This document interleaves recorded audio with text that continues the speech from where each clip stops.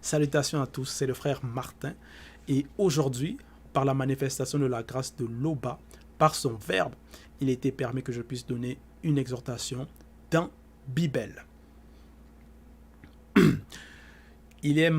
Comme il est mentionné dans Bible, dans Essombé, chapitre 54, au verset 11, il est dit, « Mais exhortez-vous les uns les autres chaque jour, virgule, aussi longtemps qu'on peut dire aujourd'hui. » Donc, pour cela, nous allons aller dans Munanganda, qui est connu sous le nom de Jacques dans les Bibles actuelles classiques, mais son vrai nom c'est Munanganda.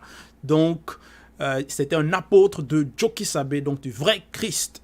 Et pour cela, donc, dans Munanganda, chapitre 3, à partir du verset 1 à 6, nous allons parler donc de la parole. Et la parole ici avec un P minuscule et non un P majuscule, donc la parole P minuscule. Nous allons parler ici donc du mystère de la parole.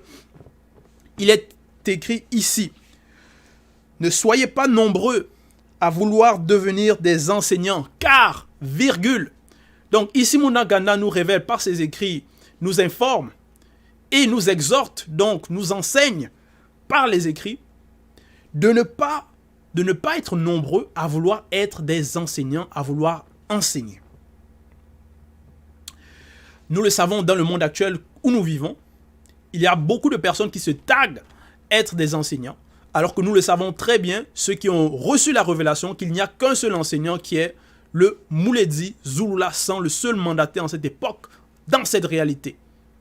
Donc, en cela, dans les fausses religions, toutes sortes de formes de croyances, de spiritualité, hors de ce que le Mouledi apporte, ceux qui se taguent être des enseignants sont dans le faux. Nous le savons. Et ils sont nombreux et ils ne sont même pas d'accord entre eux. Ils se contredisent les uns les autres. Même ceux qui sont soi-disant dans les mêmes églises, ils se contredisent.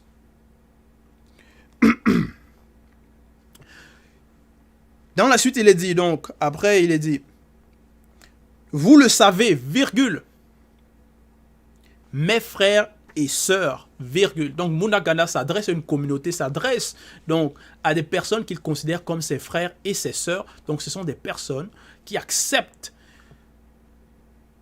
les enseignements du Verbe, le message qu'avait apporté Jokisabe et le message qu'apporte le deuxième en cette époque. Donc, à son époque, il s'adressait à ces personnes-là, à cette communauté-là, donc à Ebassi. Donc, il s'adresse, mes frères et sœurs, virgule. Donc, il s'adresse aux initiés et aux non-initiés graciés. Celui qui enseigne doit toujours être sous l'inspiration du Mundi. Point. Donc, celui qui enseigne, celui qui parle, qui donne des enseignements, qui parle de la loi, qui parle de la spiritualité, doit parler selon le Mundi, selon le Verbe. Et non pas parler de lui-même, parler de ce que lui, il pense, de ses propres raisonnements, de ce qu'il a appris. Voilà, je pense que ceci, je pense que cela. Non. La personne qui enseigne ne doit pas parler de lui-même, mais doit parler de la part du Mundi. Donc de la part de l'esprit. Et ici, Mundi, c'est avec un M majuscule, donc l'esprit avec un E majuscule. Donc ce n'est pas de soi-même que la personne qui se dit enseignant doit parler. Celui qui enseigne doit toujours être, donc à chaque fois que la personne enseigne, ça doit être toujours sous l'inspiration du Mundi. Dans le cas contraire, virgule, donc si ce n'est pas le cas, si cette personne-là n'est pas alimentée par le Verbe, n'est pas alimentée par le Mundi, n'est pas sous l'inspiration, il sera châtié plus sévèrement. Donc il y a un châtiment, il y a une sentence que cette personne-là qui se veut prétendre être un enseignant, mais n'est pas inspiré par le Mundi, n'a pas été autorisé, n'a pas été mandaté, parce que pour parler, pour enseigner, il faut être mandaté. Il faut être mandaté, il faut recevoir un mandat. Il faut être sous l'inspiration du Verbe. Il faut avoir l'autorisation. Dans le cas contraire, il sera châtié plus sévèrement. Donc la personne qui enseigne sans l'inspiration du Maudit, sans le Verbe, qui parle de lui-même, de ce que, soi-disant, elle a appris, peut-être dans les écoles, ou de ses parents, des livres, ainsi de suite. La personne qui enseigne de cette manière, elle sera châtiée plus sévèrement que les autres qui écoutent, que les autres qui n'enseignent pas. Donc, c'est déjà une mise en garde que nous devons avoir. Que Munda Gada a fait part aussi à son époque. Verset 2. Plusieurs virgules. Donc, plusieurs. Parce que nous le savons, comme je l'ai mentionné, il y a plusieurs faux enseignants, plusieurs fausses églises, plusieurs fausses assemblées, plusieurs fausses personnes qui ont reçu des fausses révélations, des fausses visions et qui se mettent à ouvrir des églises, parler, à se mettre devant leur caméra et de eux-mêmes commencent à donner des enseignements. Qui les a donné l'autorisation? Qui les a mandatés? Qui les a donné la permission? De quel droit se permettent-ils cela? Virgule. Plusieurs virgules. En effet, commettre des écarts. Point. Donc, Munda Gada, il révèle, il donne, il écrit que plusieurs commettent des écarts. Ce n'est pas pour rien que ce n'est pas tout le monde qui doit enseigner. Parce que si ce n'est pas sous l'inspiration du Maudit, il va y avoir des écarts, il va y avoir des anomalies, il va y avoir la fausse doctrine qui va s'insérer. Donc, les lois et les ordonnances pures, comme dans Kaatambale, les personnes qui vont venir d'eux-mêmes vont falsifier cela, vont rajouter leurs idées, leurs propos, ce qu'ils pensent. En cela, ils vont bafouer les lois, ils vont bafouer les préceptes et la sainte doctrine. Ils vont rajouter eux-mêmes et donc s'égarer, apporter la confusion. Et en cela, donc, ils commettent les écarts. Et ce n'est pas bien de commettre des écarts. Donc, lorsqu'on parle, celui qui est sous l'inspiration ne commet pas d'écart. L'enseignement est clair, est selon la droiture, selon la vérité. Parce qu'il ne parle pas de lui-même. Si quelqu'un ne commet pas d'écart quand il parle, virgule. Donc si quelqu'un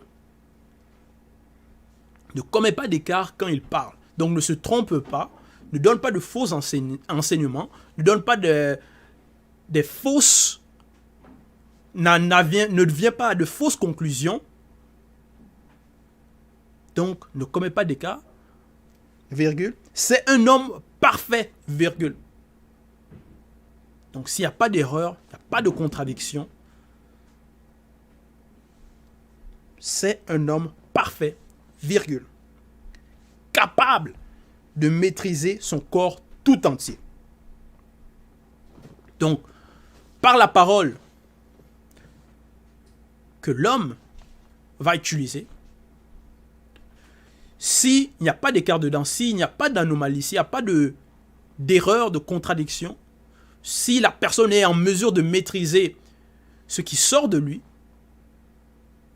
et cette personne est alimentée par le Maudit, en cela, c'est un homme parfait, capable de maîtriser son corps. Verset 3. Si nous mettons un frein dans la bouche des chevaux pour qu'ils nous obéissent, virgule.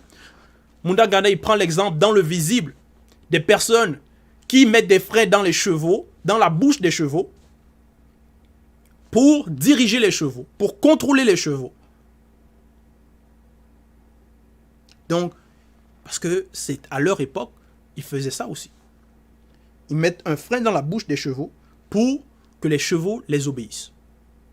Nous dirigeons aussi leur corps tout entier. Donc, par cet instrument dans la bouche des chevaux, ils sont en mesure de diriger les chevaux, le corps tout entier des chevaux, donc de l'animal tout entier, de leur contrôler, de freiner, de changer de direction, ainsi de suite.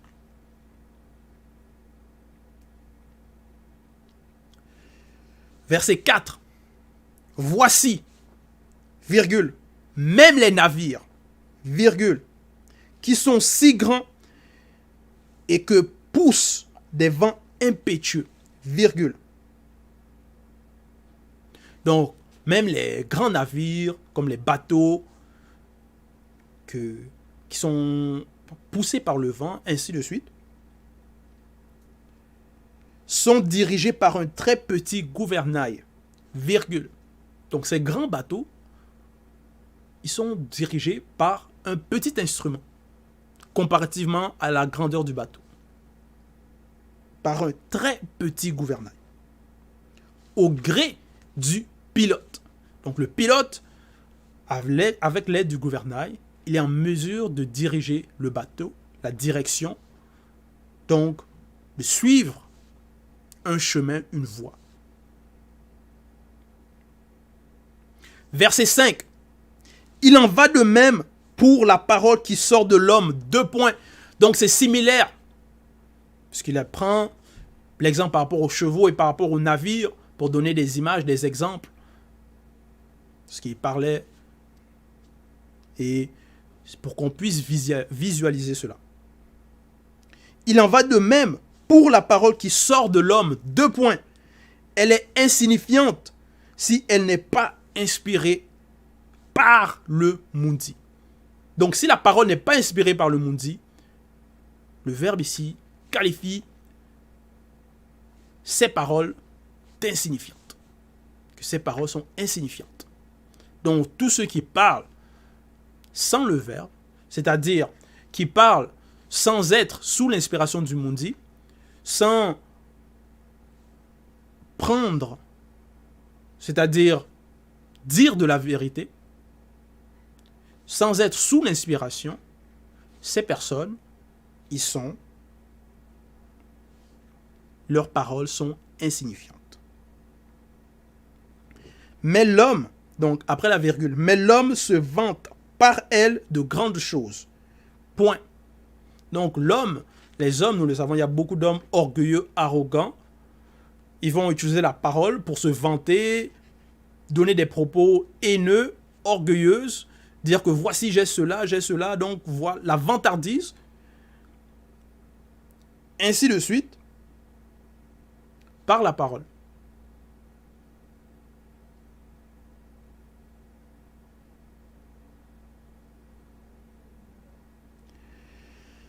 Ne suffit-il pas, donc après le point, ne suffit-il pas d'un petit feu pour incendier une vaste forêt? Point d'interrogation. Donc, lorsqu'il y a un incendie, un immense incendie dans la forêt, d'abord, parfois ça commence quelque part. Un petit feu, ensuite ça se propage, ça se répand. Et toute une forêt, une grande région peut être détruite. Et c'est de même aussi par la parole. Par la parole de l'homme, les hommes peuvent calomnier, peuvent répandre leurs mauvais propos dans plusieurs personnes, donc affecter plusieurs personnes. Et donc avoir de l'influence par leurs paroles, influencer les gens, changer des lois, ainsi de suite. Et donc, ils sont en mesure de corrompre, apporter du désordre par leurs paroles. Quand ces personnes-là ne sont pas mandatées, ne sont pas alimentées par le Mundi, ne sont pas sous l'inspiration, et qu'ils veulent prétendre enseigner, donc leur mensonge va se propager et il va y avoir beaucoup de dégâts. Verset 6. Eh bien, virgule, la parole est pareille à un feu. Point. Compare la parole à un feu. Elle est issue. Donc ici, maintenant on va entrer dans le mystère de la parole même. D'où est-ce que ça provient? Elle est issue de la manifestation de la pensée de l'homme et elle le souille tout entier. Point. Donc c'est de là que ça vient. Ça vient de la manifestation de la pensée de l'homme. Ça vient de la pensée, ça vient de l'intérieur. Pour que ça sorte audiblement maintenant par la suite.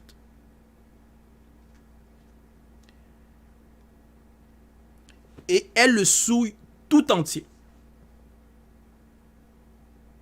Donc, comme il y avait au verset 2, qu'un homme parfait, c'est celui qui est capable de maîtriser, celui qui est capable de maîtriser son corps tout entier. Donc, celui qui ne commet pas d'écart dans ses enseignements, dans ses propos, dans ce qu'il dit. C'est celui-là, un homme parfait, capable de maîtriser son corps tout entier. Maintenant, il y a maintenant l'autre côté, ceux qui ne sont pas alimentés par le mundi, ceux qui ne sont pas sous l'inspiration du mundi.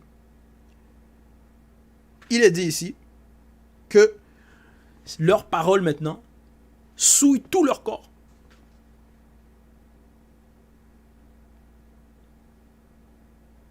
L'âme, dans la suite, au verset 6, l'âme, par la parole, met le tourment dans toute votre vie. Virgule. Donc voici. L'âme, par la parole, met le tourment dans toute votre vie. Donc, les tourments, ça vient aussi de là.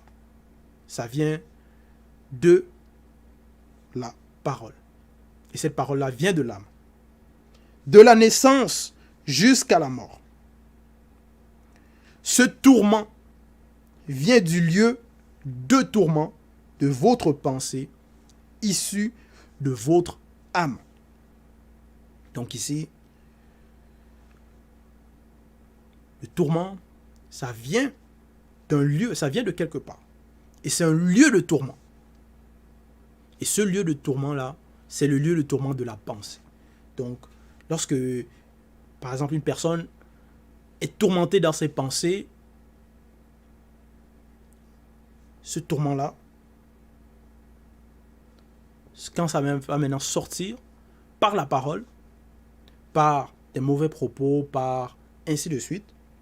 Donc, quand ça sort, ces mauvaises pensées sortent, ça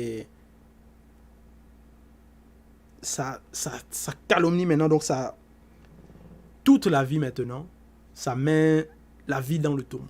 Donc l'existence de la personne maintenant dans le tourment. De la naissance jusqu'à la mort. Ce tourment vient du lieu de tourment de votre pensée, issu de votre âme. Donc ça vient de l'âme.